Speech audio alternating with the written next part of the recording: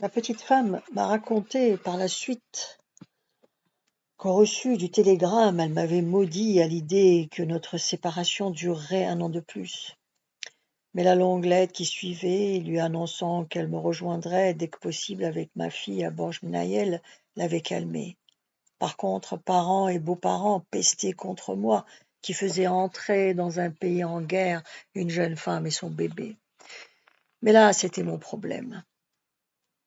Dans ma lettre, je demandais à Jocelyne d'acheter, avec nos maigres économies, le minimum vital et d'expédier le cadre du déménagement à Borj-Minayel. Les retrouvailles étaient proches. Près des véhicules qui m'attendent, l'adjudant se rend compte que quelque chose vient de se passer. Bonne ou mauvaise nouvelle? Je viens de rempiler d'1 an. Bonne nouvelle, va falloir arroser l'événement. Sur ce, nous reprenons la route en sens inverse et nous regagnons Timzirit sans problème. À peine ai-je mis pied à terre devant le PC que Vaillant, rouge de colère, me vole plutôt dans les plumes. Je viens d'avoir le colonel au téléphone. Que vous ayez contracté un engagement d'1 an, c'est bien, mais qu'il veuille vous récupérer immédiatement pour organiser le centre de formation des groupes d'autodéfense du secteur, là, je ne suis plus d'accord. D'autant plus qu'il m'enlève aussi le lieutenant Scipion pour faire le boulot avec vous. La 2e compagnie est décapitée, malgré la promesse de cadre de remplacement immédiat qu'il m'a faite. Un ordre est un ordre, mais je ne suis pas content du tout. Je reste quoi? Je ne sais que répondre. Je laisse passer la tempête, puis j'ose. Mon capitaine, le colonel m'a mis pratiquement au pied du mur. Ce qu'il me propose est une mission nouvelle, intéressante, tellement plus que d'aller jouer à l'instituteur dans l'Aisne. En outre, ma famille est autorisée à me rejoindre. Peut-être qu'à ma place, vous auriez eu la même réaction. Il grommelle des mots inintelligibles, puis me lance d'un ton sans réplique. Rejoignez Tuxal pour prendre vos ordres auprès du lieutenant Scipion et faites vos adieux à votre section. Touché. Il va falloir faire mes adieux à Petit-Jean et aux autres, à tous ces marsouins avec lesquels j'ai ramé pendant des mois. Ce ne sera pas facile, surtout pour moi. Au revoir, mon capitaine. Sans insolence de ma part, je me permets de vous rappeler que nul n'est indispensable. Il se radoucit. Bon vent, Fortu. Continuez à faire du bon travail. J'apprécie le compliment à sa juste valeur. Il me tourne le dos définitivement. Arrivé à Tuxal, je tombe sur Scipion qui a l'air passablement agité. Il vient d'apprendre nos mutations par Vaillant. Qu'est-ce que c'est que cette histoire, Fortu? Le colonel nous réquisitionne pour une nouvelle mission? Je n'ai même pas eu le temps de prendre en main la compagnie. Vaillant m'a dit que vous deviez me parler du projet. Il est dans une colère noire. Les fils du téléphone ont rougi entre Temzirit et Borj-Minayel. Il y a du nouveau, en effet. D'abord, le colonel m'a mis au courant des projets du commandement de créer des centres de formation, de groupes d'autodéfense sur tout le territoire algérien. Ensuite, il m'a demandé de rempiler. C'est pourquoi il m'a convoqué seul au PC du secteur. De rempiler? De rempiler d'1 an, et je lui ai donné mon accord, à la seule condition que ma famille me rejoigne à Borj-Minayel. C'est une bonne nouvelle, mais créer ce centre est peut-être plus facile à dire qu'à faire. J'ai mon idée sur la question car j'ai participé à un stage de méthode de pression psychologique en 1958 à Maison Carrée. Ce stage était animé par des officiers anciens prisonniers des Viet Minh. Nous voilà embarqués dans une drôle d'histoire. Mais un ordre est un ordre. Le petit doigt sur la couture du pantalon et le regard fixé sur la ligne bleue des Vosges. Il faut y aller. Nous rejoindrons Borj-Minayel demain matin. Allez faire vos adieux à la Belmagène. Préparez votre cantine, passez les consignes à Petit-Jean, j'en ferai autant avec Chatoise en attendant que nous soyons rapidement remplacés. Le colonel s'y est formellement engagé. Avec Leclerc, ça ne traîne pas. Je passerai vous prendre vers 10 heures. Tout décontenancé, je m'en retourne à El Belmagène et que j'aperçois dans la brume naissante. Le drapeau flotte doucement en haut du mât. On s'active dans les jardins. Des femmes reviennent du point d'eau portant une jarre sur la tête. D'un pas dansant, je traverse la Jama. Chez Youssoufa, des enfants avec des voix enfantines, psalmodie, 2 fois, 1, 2 fois 2, fois 2, 4. J'ai la gorge serrée, comme si j'allais quitter un lieu cher. Et pourtant, ce n'est qu'un pauvre village kabyle, où l'on survit plutôt qu'on ne vit. Je me suis habitué à mes hommes. Nous formons une équipe soudée. Petit Jean vient aux nouvelles, le sourire aux lèvres. Alors, mon lieutenant, c'est bien Borj el-Mnaïl? Devant mon mutisme et la mine que je fais, il comprend qu'il y a un problème. Que se passe-t-il? Vous n'avez pas l'air content? Eh oui, petit Jean, je suis muté avec le lieutenant Scipion à Borj Mnaïl pour mettre sur pied un centre de formation d'autodéfense. Je pars demain.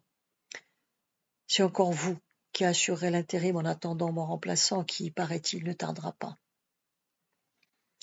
Le visage de Petit Ange s'allonge. Il reste sans voix, puis murmure « C'est un pépin pour nous tous. Nous étions habitués à travailler avec vous. Ça va râler dans la section. C'est définitif ?» Oui, petit Jean. Moi aussi, j'ai pris mes habitudes avec tous ces braves gars, mais je dois obéir. Pour ne pas déstabiliser la population, vous ne leur parlerez pas de mon départ, mais vous ferez courir le bruit que je vais en stage pour quelque temps. Ce soir, je dînerai à la table commune. Vous mettrez 2 caisses de bière sur mon compte.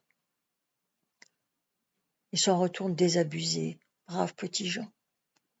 Une fois de plus, je range mes objets familiers dans ma cantine verte.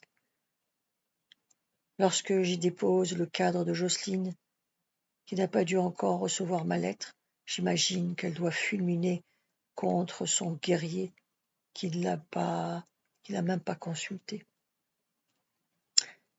Il ne fallait surtout pas que je lui demande son avis. À Borges, je vais guetter le vaguemestre avec anxiété. Au repas du soir, je m'assieds pour la première fois à côté de mon adjoint à la grande table. On se croirait à un enterrement. Ils sont tous là, muets, me regardant en coin. Camillo a encore fait des merveilles avec ses petits moyens. Une superbe brandade avec de la morue salée. Je lève ma bouteille de bière, imitée par tous. À la santé de la 2e section, les gars. Vous partirez tous un jour d'ici, pour votre plus grand plaisir. Le mien est arrivé plus tôt que je ne le croyais. C'est pas pour rentrer en France, mais pour une autre mission. J'ai même rempilé d'1 an. Ils en rient, ils doivent s'imaginer que j'ai fait sauter les plombs. Vous rempilez pour de bon? Me demande Camillo, qui ne me prend pas au sérieux. Oui, Camillo, ce n'est pas une blague. Eh bien, ne comptez pas sur moi pour en faire autant, me répond-il sobrement. À la vôtre, les marsouins, prenez bien garde à vous. On vous attend au pays au nom de Dieu. Vive la coloniale, répond-il en chœur. La glace est rompue, et la bière aidant, l'atmosphère se détend, les rires fusent, le moral est revenu. Seuls les 2 sentinelles qui nous regardent qui ouvrent l'œil. Elle festoie en solitaire un peu plus tard, à la relève. Je regarde ma petite Mechta et je contemple avec un brin de nostalgie ce qui a été mon cadre de vie pendant plusieurs mois. Avant de trouver un sommeil agité, je pense encore à Jocelyne, en espérant qu'elle acceptera la situation, quand ma lettre lui parviendra. Le moins qu'on puisse dire, c'est que je n'ai pas bonne conscience. Le lendemain matin, je serre la main de tous en leur promettant qu'on aura l'occasion de se revoir à Borges. Je leur donne mon adresse en précisant que l'apéro sera toujours au frais pour eux, du moins les jours où je serai là. Scipion se pointe avec sa Jeep et le GMC, où je pose ma cantine à côté de la sienne. Je salue militairement ma section rassemblée qui me présente spontanément les armes sous le commandement de Petit Jean. Ma parole, j'ai presque la larme à l'œil. En démarrant, Scipion me glisse dans l'oreille. Pas d'état d'âme fortu. On a besoin de nous ailleurs. Deux petits souvenirs remontent à la surface, le regard émerveillé de Zoubida devant les bonbons et l'assaut contre un ennemi fantôme. C'est ainsi que se termine mon passage au 9e Eri Emma.